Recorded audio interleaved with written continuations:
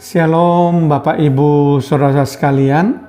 Kita berjumpa lagi dalam acara Manna Rema hari ini. Tentu kita tetap bersemangat untuk menyelidiki firman Tuhan, karena kita membutuhkan firman Tuhan setiap hari supaya bisa menuntun jalan hidup kita.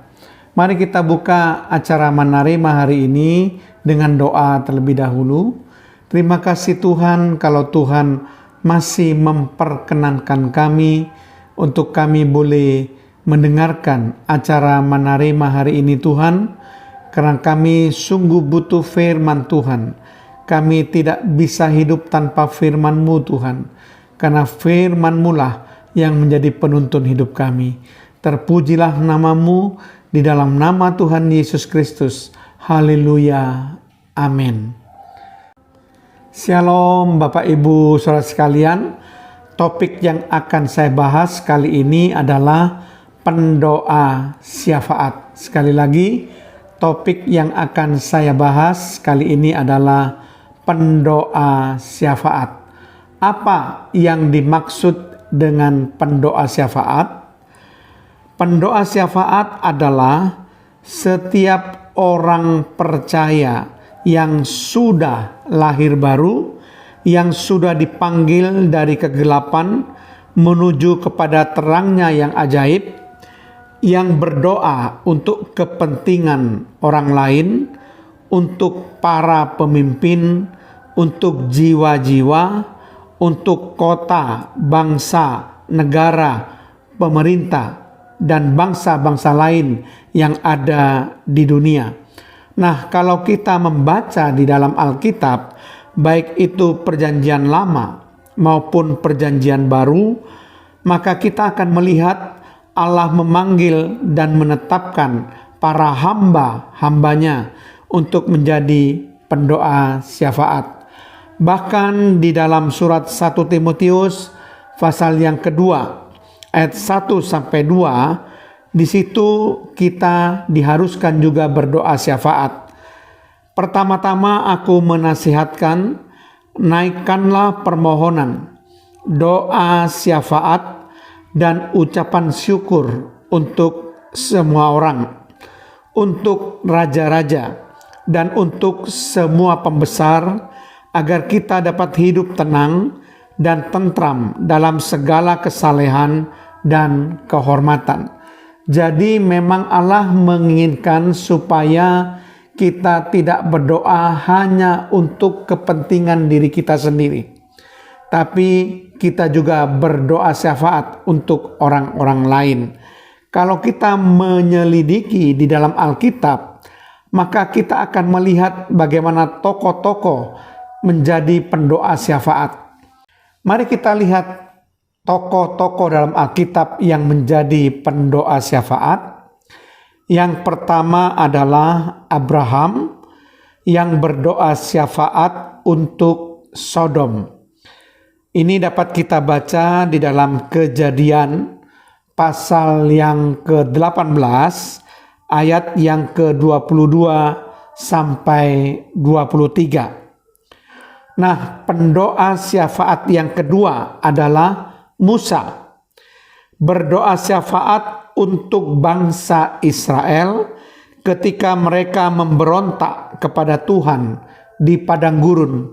Ini dapat kita baca di dalam Keluaran pasal yang ke-32 ayat 32. Kemudian pendoa syafaat yang ketiga adalah Ezra, berdoa syafaat untuk orang-orang Israel setelah mereka kembali dari pembuangan.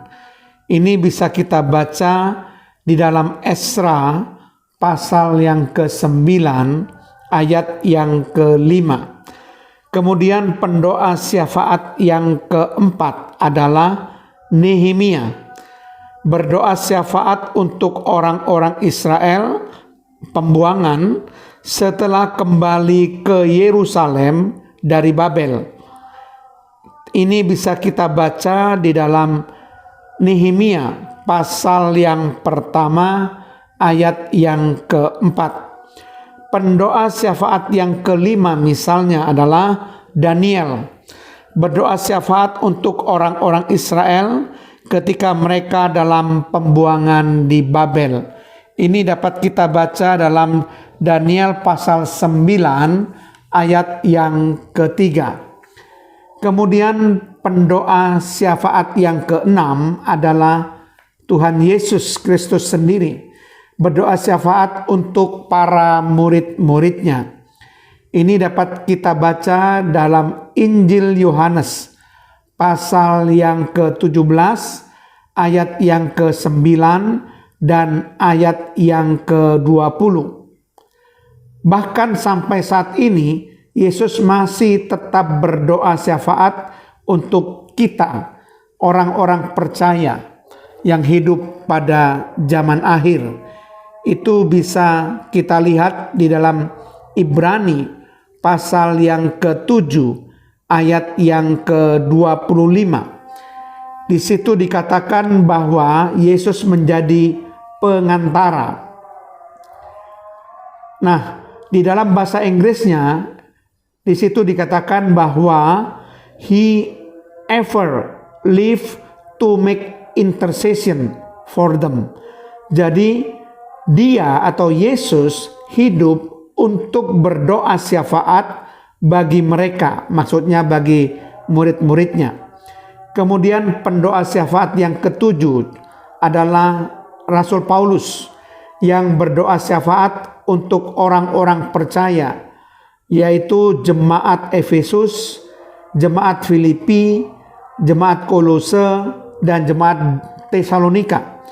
Ini kita bisa membaca di dalam Efesus pasal yang pertama ayat yang ke-16, kemudian Filipi pasal yang pertama ayat yang ke-4, kemudian Kolose pasal yang pertama ayat yang ke-9a, dan 2 Tesalonika pasal yang pertama ayat yang ke-11.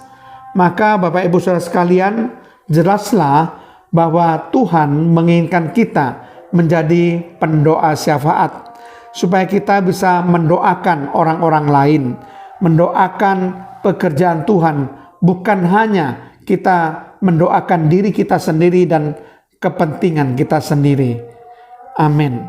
Mari kita berdoa. Terima kasih Tuhan kalau hamba-Mu sudah menyampaikan kebenaran firman-Mu tentang pendoa syafaat, di mana Tuhan menginginkan kami semuanya, orang-orang percaya yang sudah lahir baru, dipanggil untuk menjadi pendoa syafaat bagi orang-orang yang lain, bagi para pemimpin kami, bagi bangsa dan negara, bagi pekerjaan Tuhan. Begitu banyak Tuhan hal-hal yang perlu kami doakan. Terpujilah nama-Mu di dalam nama Tuhan Yesus Kristus. Haleluya. Amin.